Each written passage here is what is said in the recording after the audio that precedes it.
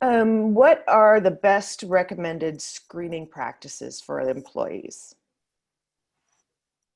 I would say, so it's been interesting working with operators the past few months is I've learned there's a couple different ways. Like some of the big corporate entities that have the technology resources, for an employee, for example, starts their shift, they may go to a, like a desktop computer or a tablet or something, and they go through a series of questions. So the questions basically ask, do you have these symptoms?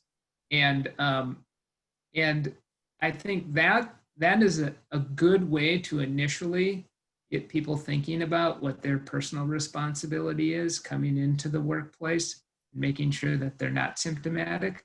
But what I found for the most successful places where they seem to really sort of spot on, have good overall control in this area is a redundancy in also having a shift manager or manager on duty ask the questions again. So it's actually becomes kind of redundant, right? So the person comes in, they're getting ready to start their shift, call it clocking in, I guess, go through a series of quick questions about your personal health. And then the manager follows back up and asks those questions again. And where this becomes particularly important is if there's multiple languages spoken in a restaurant, because you may not be able through technology to actually be able to ask a person the questions or get the information in a manner that they best understand.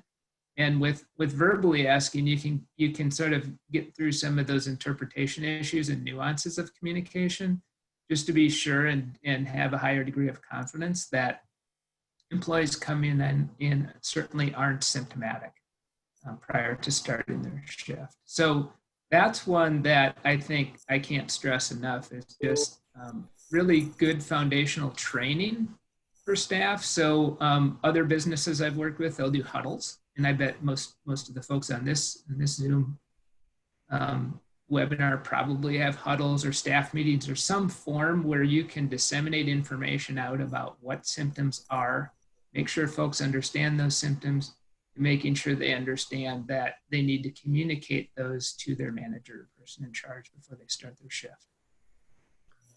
Just one additional update, the Department of Health has updated their screening criteria this week, and I sent or put a link in the chat with that new document, which kind of divides up some of their symptoms into what I think Class A, Class B, kind of major symptoms or minor symptoms. So that's available for you in the chat.